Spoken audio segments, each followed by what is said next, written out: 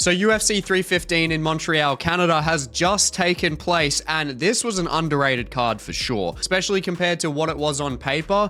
We had some amazing fights. We had Della Maddalena versus Belal Muhammad absolutely putting on fireworks for the main event. We even had like Aiemann Zahabi versus Jose Aldo, which was just high output, high volume, and that was my prediction for fight of the night. It was just honestly incredible from start to finish. And then Canada as well, they showed up with Malott as well as Jasmine Jasuadvicius. They all did fantastically well. And so we're going to be recapping the main event, the co-main event, and the fight card awards within this event. So starting off with the main event, Belal Muhammad and JDM putting on one of the best welterweight performances that we have ever seen. That fight was just absolutely incredible. I mean, Della Maddalena pulled through and is now the champion. Happy to see Australia getting another champion for sure. And Belal Muhammad, honestly, this guy's striking in this fight was so good. It realistically was good compared to the pedigree of JDM and what he was having to face.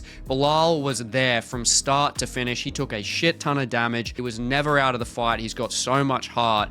And you gotta say, you just can never call the guy boring again, because the performance that he did put on, the heart he showed, even though he lost, he did look great. And the contributing factor to it, obviously, is the fact that he was so involved within that boxing style, which plays into JDM's strength, and that's where he needed to use the wrestling a lot earlier in the fight. He needed to be aggressive with the wrestling, draw out the gas tank of JDM to then really start landing volume towards the third, fourth, or fifth round, which he just didn't. And that being said though, JDM's takedown defense was the key in this fight. Up until around the fourth or the fifth, where he did start getting taken down a little bit, he was flawless. He was stuffing all of Belal Muhammad's takedowns. He just looked absolutely incredible within this performance, and his boxing obviously was on lock. He was mixing up shots very well compared to Belal, who was headhunting most of the time. And you could tell even towards that fifth round, with the body damage that he was accumulating, Belal was slowing down a fair bit. But I mean, it's literally feeling like it's impossible to get Belal out of there now. He's just looked, honestly, took so much damage but still looked so good. And when we look at the fight itself, 48-47, 48-47, and 49-46 for JDM, I don't really have an argument either way, to be honest, because I do think you can argue that the first round was fairly close. I'd probably swing it a little bit more to JDM, then the second round to JDM, third round to JDM. The fourth round I'd give to Belal. I think he was just landing better shots overall, to be honest, and just more so with that volume. And then the fifth round was an amazing round, but I would give that to JDM just with overall damage. He was wobbling Belal a fair bit within that fifth round, but yeah, ultimately, there's just no loser realistically here for either of them. You can't hate on Belal for this performance. He honestly looked incredible. You just suck if you do, realistically. But yeah, JDM now, moving on. He's saved the division. JDM, he's going to be fighting Islam Makhachev. I think that's the fight that he wants. It's the fight that he called out on the microphone. And I mean, Islam is down for it, obviously. That might mean that we're not going to get the Ilia Topuria versus Islam Makhachev super fight, but still, with the performance that JDM's put on, being the bigger guy as well as showing that level of takedown defense, he's going to give Islam a lot more problems than I think a lot of people are thinking. So I'm very keen to see that matchup, and that was definitely fight of the night. Now, moving on to the co-main event, Valentina Shevchenko versus Manon Fiorot, which is not getting any fight card awards because it was a pretty boring fight overall. However, I am getting a lot of flack from my hot take video stating that Manon Fiorot would be able to beat Valentina Shevchenko in a close fight, 48-47. Now, what happened in the fight? Valentina Shevchenko was given the nod for a 48-47 decision for her. Do I believe that that is the case? Do I believe that that is true? No, I don't. I believe that Manon Fiorot did win this fight, 48-47, like I said in my hot take video. Now, am I thinking that this is a robbery? Absolutely not. I would be completely hardcore coping, and I'd 100% deserve the flack if that was the case. This was a razor close fight, but what we have to look at is round by round. How is this actually scored? And from it, I can comfortably tell you guys that this was a 48-47 for Manon Fiorot. Now, the big problem is with judging, and especially from fan views, is when there's a big impact that happens, like Valentina Shevchenko getting the knockdown in round 4. I mean, that's huge for her. Don't get me wrong, that is massive. But once it ticks over to the first, second, or the 5th round, that knockdown doesn't mean shit anymore. That's completely wiped. Now, the round 5 is a completely fresh round. And a big attribution within this fight, which credit to Valentina, is within this first round, she broke Manon's nose, which we think she broke her nose. And that's where there was already pre-existing damage on her face. Aside from that first round, Valentina Shevchenko was not doing a whole lot of damage towards Manon Fiorot, except for the knockdown in the 4th round. In the 2nd, in the 3rd round, there was basically no damage from Valentina Shevchenko, and that's why within the 2nd, 3rd, and 5th rounds, they are Manon's rounds. Round 1 and 4 are Valentina Shevchenko's. 48-47 Manon Fiorot. When we look at round 1, clear as day, Valentina Shevchenko, she got the knockdown. She outstruck Manon. She got the control time, 1 minute and 34 seconds of control time. She won that round. She busted up Manon, damage, everything. All the criteria, she got it there. She got the takedown, everything.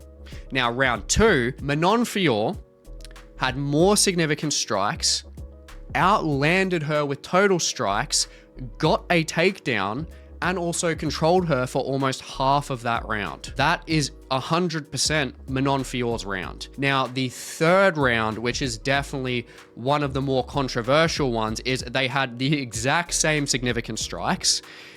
Valentina Shevchenko did outland Manon by 7 total strikes, just 7 total, and stuffed the takedowns. They both stuffed each other's takedowns. However, within the damage criteria, Manon Fiorot, when she was in the clinch for 1 minute and 40 seconds, 1 minute and 40 seconds of control time compared to Valentina's 0, she was landing the more impactful shots with the knees to the body especially. Literally, Daniel Cormier even said so, and if you look at comments online, even they said so. So Manon Fiorot, literally on that number 1 criteria being damage, she did win that round. She edged that round. Now, round 4 is Valentina Shevchenko. She got the knockdown. She did outstrike Manon with the significant strikes, but then when it came to the total strikes, Manon actually outlanded her and also got more control time than her. But Valentina did get the takedown in there as well, and then obviously knocked her down.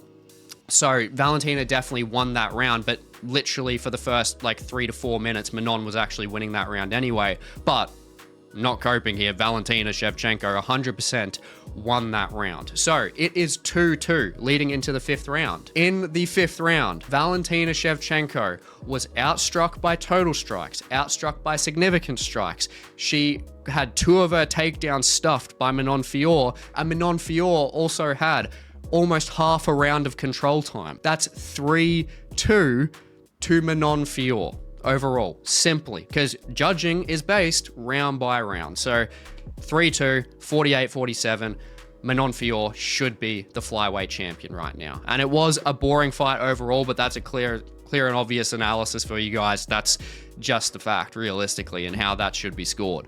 Now, when we look at the next matchups, Valentina Shevchenko versus Natalia Silva. Natalia Silva looked fantastic against Alexa Grasso. Alexa Grasso didn't have a lot of answers there, just could not deal with the outside movement. She honestly just looked really good. Natalia Silva's kicks, her hand speed, I mean, the counter striking as well. She was even getting the better within the clinch-based exchanges too, or the pocket exchanges for the dirty boxing.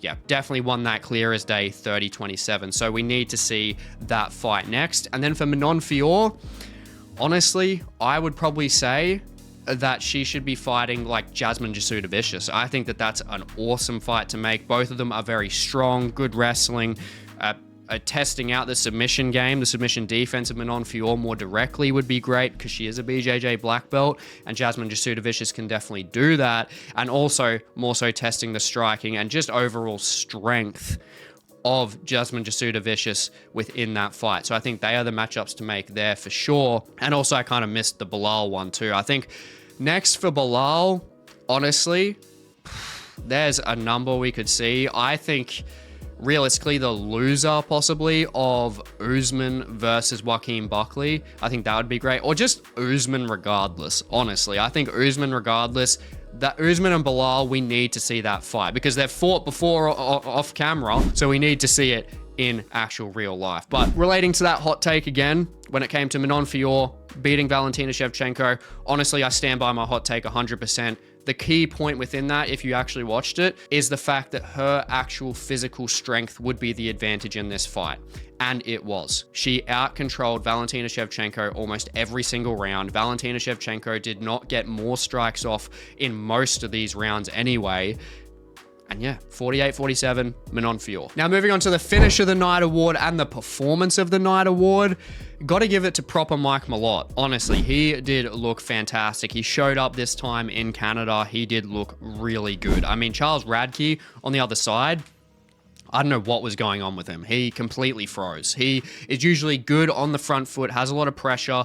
He has the confidence there as well, and is good in the boxing exchanges. We saw what he did to Semmelsberger. Complete direct contrast, the complete opposite to what he was in that fight in this Mike Malott fight. And Mike Malott just made him pay completely. Was out striking him very cleanly within that first round, good counters too, and in the second round just cleaned him up, took his head off the center line, got that hook directly on the chin, floored him, and then the ground and pound was just precise, like absolute surgical precision, just completely span his mouthpiece out and took him out. I mean, yeah, Mike Malott looking very, very good. And I think it's just a good, rewarding fact of him to have that in front of Canada because Canada desperately needed this win. And I think for Mike Malott, I think the Bryan Battle matchup would be a really good fight to see because Bryan Battle has that heavy forward pressure style and Mike Malott seems to be very much improved along the outside with that counter striking. And then on the ground, both of them are very talented as well. So it'd be interesting to see who would win that grappling contest. So I definitely think make that one for a couple months' time because Bryan Battle's been out for a little bit and Mike Malott took like no damage. Now moving on to the Upset of the Night award, I've got to give it to Daniel Santos. He not only came in on short notice, he moved up a weight class to fight Zhang Yong Lee and outstruck him completely. Did a very good job as well as with the takedowns too. The takedowns were probably actually the best part of his game, to be honest, but the high string combinations, utilizing like 3 to 4 to 5 strike combinations was really overwhelming Lee. His head was just there to be hit, easy target realistically, and Lee was gassing out a fair bit towards the second to the third round. Not sure what that was about, to be honest. I know he's a very explosive first round fighter, but yeah, Daniel Santos in comparison, I mean, for what he had to go through, going up a weight class and being on short notice, yeah, he looked very, very healthy in comparison. So yeah, Daniel Santos, honestly, very impressive with that performance. Now moving on to the Fighter to Watch award, there's honestly a fair few fighters that we could give this award. There's been some really good talents through the card, like Jasmine Jasuadvicius, obviously, who's just surging up the rankings at the moment. We got Navajo Sterling as well, who's still undefeated. But I want to go to the first fight of the card. Bekzat Almakhan. This guy from Kazakhstan, oh my goodness, going from fighting Umar Nurmagomedov, almost taking him out, to then fighting a very experienced veteran in Brad Katona, who's in his prime age range, and just took him out perfectly.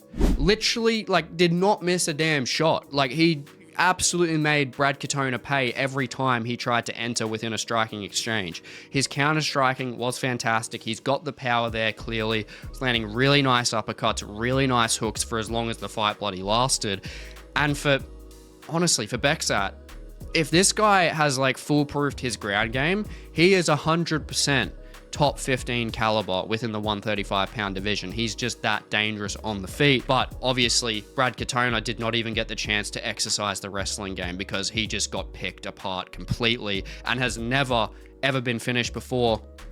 And Bekzat was able to do it in less than half a round. Just absolutely incredible performance from him there. Now, we can't complete the recap without talking about two important topics. One being the Hall of Fame induction of Vitor, the Phenom Belfort.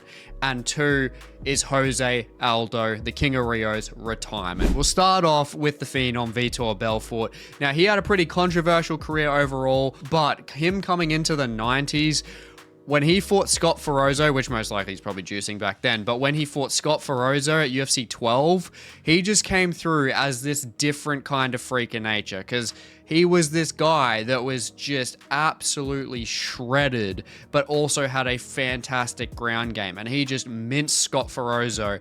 And then as well, fighting Wanderlei Silva, that flurry all the way from one side of the cage all the way to the other, just destroying him. And I mean, he fought so many good champions in his day. He is a champion himself. I was actually quite surprised that he was actually getting inducted into the Hall of Fame. I mean, at this point, I feel like they could have done it at any point. So I would have thought they may have held out for like a Brazil-based card. I think this is a bit of a random one for it to go to, but they probably have some form of just process of, you know, they've got a lineup of people that they're going to be inducting, and it just falls into place on random days. It's like Jens Pulver at UFC 284 in Australia. Like, it just completely didn't really make any sense. But yeah, I mean, still very much deserved for Vitor Belfort with all the performances that he put on, and especially just the impact in the change of fighter in the 90s. I think that's the biggest impact that he had. The people are like, oh shit, we need to actually change up our game because of this guy.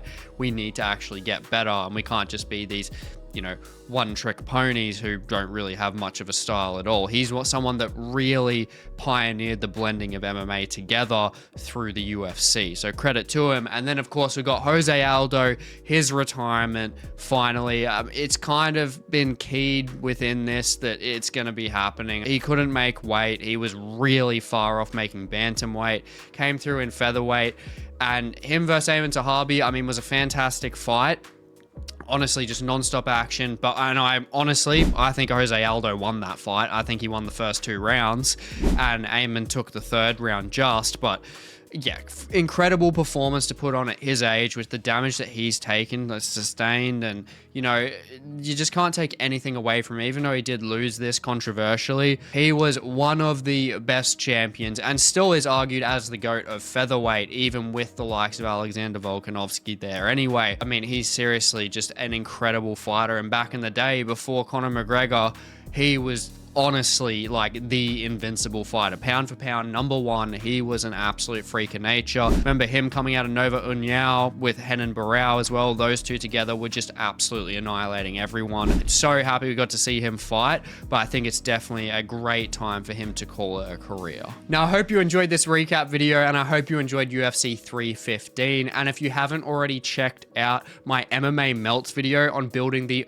ultimate fighter based on attributes, the best fighter in every attribute to make the ultimate fighter, I'll leave that video on the screen now. And please like, comment, subscribe. It goes a long way for the channel, and I will catch you in the next one.